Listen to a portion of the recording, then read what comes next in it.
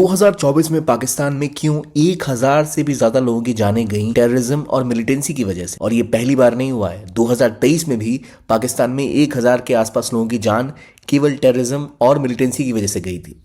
ये संख्या वो है जो वहां की गवर्नमेंट एक्सेप्ट कर रही है। पिछले एक महीने में ही 60 से ज्यादा लोगों की जानें वहां जा चुकी हैं और 250 से भी ज्यादा लोग घायल हो चुके हैं। आखिर पाकिस्तान ये किस राह पे चल पड़ा है जहां वो टेररिज्म और तबाही का मंजर इस तरह देख रहा है? इसके पीछे क्या कहानी है और क्या इंपॉर्टेंट वजह हैं जिनकी वजह से पाकिस्तान अचानक से दोबारा उस रास्ते पे चल पड़ा है जहां वो तबाह होता दिख? क्या इसके पीछे वहां की आर्मी की नाकामी है, या वहां का पॉलिटिकल केओस, या फिर इसके पीछे है सोशो इकोनॉमिक रीजंस? आइए जानते हैं इस वीडियो में। Welcome to Gyankosh. सबसे पहले ये जो डेटा और फिगर्स हैं ये एक ही नहीं कई एजेंसीज की हैं, जहां पर 2024 में भी 1000 से ज़्यादा मौतें पाकिस्तान में हुई हैं और खासतौर पे नवंबर सबसे डेडलीस्ट मंथ बन के उभरा है जहां पर 68 लोगों की जानें वहां पे जा चुकी हैं, जिसमें से सिक्योरिटी पर्सनल्स भी काफ़ी ज़्यादा संख्या में हैं। नवंबर में इतनी मौतें क्यों हुई पाकिस्तान में? इसके पीछे वजह है वहां हो रहा है एक बहुत भयंकर पॉलिटिकल क्लैश, एक प्रोटेस्ट और ऐसे सिनेरियोज जिसकी वजह है वहां की पॉलिटिक्स। और पॉलिटिक्स में एक बड़ा चेहरा है पाकिस्तानी आर्मी, जिसकी वजह से वहां की तख्ता और तख्ता पलट की पूरी कहानी डिसाइड होती है। इसकी पहली वजह आती है इमरान खान, पीटीआई। इनकी पार्टी का नाम है पाकिस्तान तहरीक इंसाफ। पीटीआई के लीडर इमरान खान अभी जेल में है, पिछले कई महीनों से इन्हें जेल में रखा हुआ है।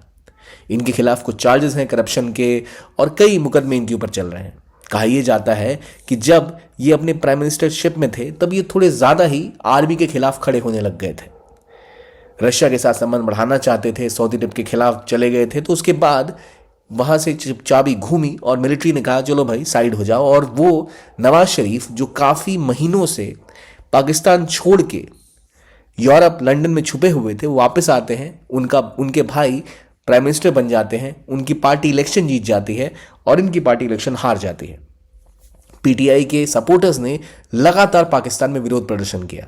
बात सिर्फ इतनी ही नहीं, इमरान खान की तीसरी बीवी, इन्हें भी जेल में डाल दिया गया था, लेकिन ये बाहर आई और कहा यह जाता है कि शायद कुछ पॉलिटिकल लेन देन हुई है, उसी के चक्कर में इन्हें रिहा किया गया। पर उसके बाद एक बहुत बड़ा विरोध प्रदर्शन होता है जो इनकी बीवी बुशरा बीबी लीड करती है। इनकी तीसरी वाइफ है। बुशरा बीबी के साथ भी कई सारे आरोप प्रत्यारोप लगते रहते हैं कि शायद ये इन्वॉल्व रही है इमरान खान के डिसीजंस में और उनकी वजह से भी कुछ ऐसे डिसीजंस लिए गए जो पाकिस्तान की इकोनॉमी को बुरी तरह प्रभावित कर रहे थे। इन दोनों के ऊपर ही करप्शन के चार्जेस लगाए गए, खासतौर पे इमरान खान के ऊपर तो कई सारे चार्जेस फाइल किए गए हैं। हालांकि कितने सही हैं कितने गलत, इसके ऊपर सवाल उठाए जा सकते हैं। इमरान खान के कुछ डिसीजंस बहुत ही बेकार थे और गलत थे और वो पाकिस्तान की इकोनॉमी और उनकी पॉलिटी के हिसाब से भी सही नहीं थे, पर जिन तरह के इल्ज़ाम लगाए गए हैं उनको अभी तक प्रूव नहीं किया गया है। लेकिन जिस तरह नवाज शरीफ बरी होते हैं और उनके भाई प्राइम मिनिस्टर बनते हैं और इनकी पार्टी, इमरान खान की खुद की पार्टी पीटीआई, जिसके ऊपर बात ये की जाती है कि एक समय ये बिल्कुल मार्जिन्स पे थे, इनकी सरकार में आने के कोई चांसेस नहीं थे, ये इलेक्शन जीतते हैं और टॉप पे आ जाते हैं thanks to parties closeness to Pakistani army. और वही पाकिस्तानी आर्मी इनकी दुश्मन बनती है और प्रोटेस्टर्स के खिलाफ लगातार हमले होने स्टार्ट होते हैं। बुशरा बीबी जेल से बाहर आती है, फिर एक प्रोटेस्ट मूवमेंट चलती है जिसमें कई लोगों के ऊपर हिंसा की जाती है, कई लोगों की जानें जाती हैं। एमनेस्टी इंटरनेशनल ने भी इसके बारे में बोला, ग्लोबल मीडिया ने इसके खिलाफ रिपोर्ट की जिसमें कई लोगों की जानें गई और ये चीज़ें हो गई हिंसक। इसके अलावा पीटीआई समर्थक के साथ जो किया गया वायलेंस है वो, और पाकिस्तान के ट्राइबल एरियाज़ में लगातार बढ़ते प्रोटेस्ट की वजह से भी पाकिस्तान में मौतों की संख्या इतनी ज़्यादा बढ़ चुकी है। असल में पाकिस्तान की आर्मी ने ट्राइबल एरियाज़ में कुछ ऐसे एलिमेंट्स को बढ़ावा दिया था जो कट्टरवादी सोच के थे। इन कंजर्वेटिव एलिमेंट्स को जब बढ़ावा दिया जा रहा था तब उद्देश्य था कि हो सके तो उनका इस्तेमाल करके सत्ता हथियाई जाए और कभी ज़रूरत पड़े तो इनको इंडिया के खिलाफ उतारा जाए। लेकिन अब वो अपने ही इलाके में इस तरह की हरकतें करने से बाज नहीं आ रहे हैं। तो एक तो पहले पीटीआई का प्रोटेस्ट जहां उनके खिलाफ कई लोग सड़कों पे थे, वहां कई लोगों की जानें गई, और दूसरी वजह बनती है पाकिस्तान की जियोपॉलिटिक्स। पाकिस्तान में भारत की तरह 28-29 राज्य नहीं है। यहां आप देखो तो मुख्य रूप से केवल 4 राज्य हैं, एक है पंजाब, एक है सिंध, एक है बलूचिस्तान और एक है खैबर पख्तूनख्वा। खैबर पख्तूनख्वा यानी केपी का रीजन, जहां पर बड़ी संख्या में पश्तून लोग रहते हैं, पश्तून ट्राइबल ग्रुप्स के लोग, जो अफगानिस्तान और पाकिस्तान की सीमाओं के दोनों तरफ रहते हैं। यहाँ पर अक्सर इनकी आर्मी की नीति रही है कि वो काफ़ी स्ट्रांगली लोगों के खिलाफ हथियार उठाती है, कई लोगों को मार देती है अगर वो विरोध करते हैं। तो इस इलाके में ज़्यादा डेवलपमेंट नहीं हुई, यहाँ पर हमेशा से एक विरोध रहा है पाकिस्तान की नीतियों का। इस वजह से पश्तून मिलिटेंसी यहाँ पर हमेशा बढ़ती रहती है। और इसी रीजन में एक इलाका आता है जहाँ पर तालिबान के एलिमेंट्स भी एक्टिव हैं, खासतौर पे टीटीपी यानी तहरीक तालिबान पाकिस्तान, एक ऐसा ग्रुप जिसे इमरान खान पहले बैड तालिबान कहते थे, क्योंकि ये वो तालिबान था और वो तालिबान है अभी भी जो कहता है कि हम पाकिस्तान में शरिया लेके आएंगे।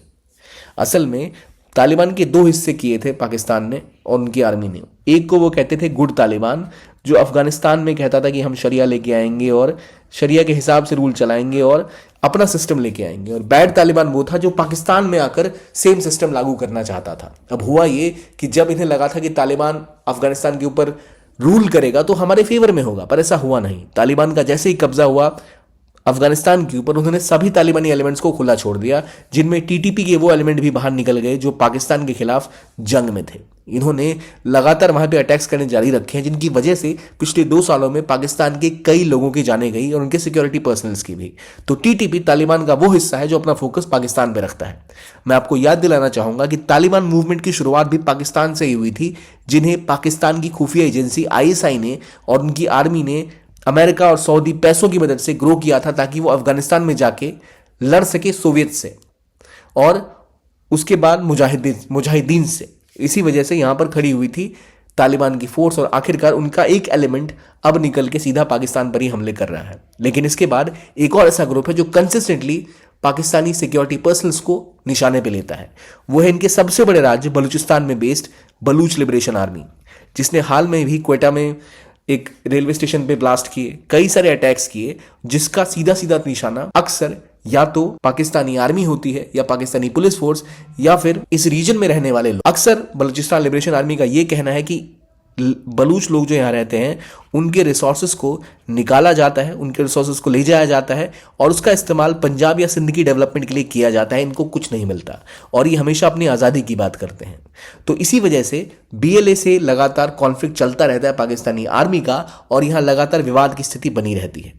बलूच लिबरेशन आर्मी 2011 के बाद से काफ़ी एक्टिव हो चुकी है और कई सारे अटैक यहाँ पर करती रहती है, जिनमें भी कई सारे पाकिस्तानी लोगों की जानें जा चुकी हैं, जो अपने लिए एक अलग देश की डिमांड करते हैं, जहाँ पश्तून लोग खैबर पख्तूनख्वा और यहाँ के बॉर्डर के इलाके के ऊपर एक अलग तरीका का रूल स्टैब्लिश करना चाहते हैं। वहीं बीएलए बलूचिस्तान को आज़ाद करवाना चाहता है। दूसरी बात रही सिंध में, तो यहाँ पर ऑर्गेनाइज क्राइम टॉप पर है। सिंध में ही कराची का इनका बड़ा शहर आता है और सिंध में एक मूवमेंट है जो सिंधु देश की बात करती है, जहाँ पर ये पंजाबी कल्चर और पंजाब के डोमिनेशन के खिलाफ खड़े होते हैं, क्योंकि सारे रसूखदार पार्टियां, सारे अमीर लोग और सारे इंपॉर्टेंट लीडर पंजाब बेस्ड होते हैं। तो पंजाब का ऑलमोस्ट डोमिनेशन है पूरे पाकिस्तान के बाकी प्रोविंसेस के ऊपर, इसलिए कई राज्यों में इसके खिलाफ भावनाएं काफ़ी उग्र हैं और वो लोग अक्सर सड़कों पे उतर आते हैं और इस तरह के ऑर्गेनाइजेशन जैसे बीएलए बलूचिस्तान में, टीटीपी खैबर पख्तूनख्वा में और बाकी इलाकों पे भी अटैक करते ही रहते हैं। इसके कारण वहां पर लगातार संख्या बढ़ती हुई दिख रही है। जब से तालिबान का कब्जा अफगानिस्तान के ऊपर हुआ है, पाकिस्तान को ऐसा लगा था कि अब चीजें सुधरेंगी, लेकिन तालिबान के आने के बाद उल्टा टीटीपी और तहरीक तालिबान और स्ट्रांग हुई और तालिबानी अटैक्स पाकिस्तान के ऊपर बढ़ गए हैं। इतना ही नहीं, इसके बाद बीएलए ने भी अपने अटैक्स को बढ़ा दिया है और इंटरनल कंफ्यूजन की वजह से, इंटरनल पॉलिटिकल टर्मोइल की वजह से वहां पर विरोध प्रदर्शन भी हो रहे हैं, जहां पर अब उभरता हुआ शिया सुन्नी कॉन्फ्लिक्ट भी दिख रहा है, जहां कई लोगों की जानें जा रही हैं। याद रखिए, पाकिस्तान में शिया एक माइनॉरिटी है और एक माइनॉरिटी ग्रुप के खिलाफ अक्सर वहां पर अटैक्स किए जाते हैं, भड़कीले भाषण दिए जाते हैं वहां के पॉलिटिकल लीडर्स के द्वारा और इसीलिए वहां शिया सुन्नी कॉन्फ्लिक्ट भी उभरता दिख रहा है। खास तौर पे हाल में ही खुर्रम प्रोविंस में जो हुआ था, और इसकी वजह से ही पाकिस्तान और ईरान के बीच में भी तल्खियां बढ़ गई हैं। तो हर राज्य में लगभग एक ऐसा मिलिटेंट ग्रुप है या एक ऐसा टेररिस्ट ग्रुप है जो काफ़ी स्ट्रांगली अपने एजेंडा को पुश कर रहा है। इसी की वजह से पाकिस्तान में मरने वालों की संख्या हर एक साल बढ़ती जा रही है। और पाकिस्तान में सबकी वजह यह है कि पाकिस्तान की आर्मी ने पॉलिटिक्स में एंटर करके पहले इमरान खान को सपोर्ट किया। जब उनकी पार्टी गवर्नमेंट में आई और इन्हें लगा कि इमरान खान को ज्यादा ही पॉपुलर हो रहे हैं, तो इमरान खान को साइडलाइन करके नवाज शरीफ की पार्टी में लाया और उसको तख्ते पे बैठाया और अब इमरान खान को जेल में डाल रखा है। इससे पहले नवाज शरीफ को जेल का बंदोबस्त करके इनकी आर्मी ने रखा था। तो इनकी आर्मी का इंटरफेरेंस प्लस यहां पर बढ़ती मिलिटेंसी और टेररिज्म वो मेन वजह है जिसके कारण पाकिस्तान में इतनी ज़्यादा मौतों की संख्या बढ़ती जा रही है। अब सवाल यह है कि क्या यहाँ की आर्मी डट के इनका मुकाबला कर पाएगी, इन चीज़ों को रिजॉल्व कर पाएगी, या यहाँ पे संख्याएं बढ़ती ही रहेंगी। कुछ समय पहले पाकिस्तान के ईरान के साथ भी इनडायरेक्ट युद्ध की स्थिति उत्पन्न हो गई थी, जहां बलूच प्रोविंस में ड्रोन स्ट्राइक्स और हवाई हमले हुए थे। हालांकि उसके बाद संबंध नॉर्मलाइज हो गए, लेकिन ये दिखाता है कि पाकिस्तान के आसपास के सभी पड़ोसी, चाहे अफगानिस्तान हो, चाहे ईरान हो या इंडिया हो, उनके पाकिस्तान के रिश्ते बहुत ही बुरे रहे हैं। और इंटरनल टर्मोइल और एक्सटर्नल प्रेशर्स की वजह से पाकिस्तान में अभी पीस आता कहीं दूर दूर तक दिख भी नहीं रहा। देखेंगे आगे क्या होगा, लेकिन आई होप आपको ये जानकारी अच्छी लगी होगी। अगर आप इस मैप को गौर से देखें तो यहाँ आपको दिखेगा वो ट्राइबल इलाका, खासतौर पे फाता का रीजन या वज़ीरिस्तान का रीजन, जहाँ ज़्यादा कॉन्फ्लिक्ट होते हैं, जहाँ पश्तून ट्राइब के लोग रहते हैं, जहाँ कॉन्फ्लिक्ट की कहानी और तालिबानी इन्फ्लुएंस टॉप पर है। और इसी वजह से यहाँ पर आप अक्सर हिंसा और मौतों की खबरें सुनते हैं। इसीलिए कहा जाता है कि एक्सट्रीमिज्म को, कंजर्वेटिज्म को अगर चेक में नहीं रखा जाए, कंट्रोल ना किया जाए, तो वो बॉर्डर पार करके आपको मारने ज़रूर आता है। और कुछ ऐसा ही पाकिस्तान में होता दिख रहा है, जहां कट्टरपंथ की वजह से पाकिस्तान में मौतों की संख्या लगातार बढ़ती ही जा रही है।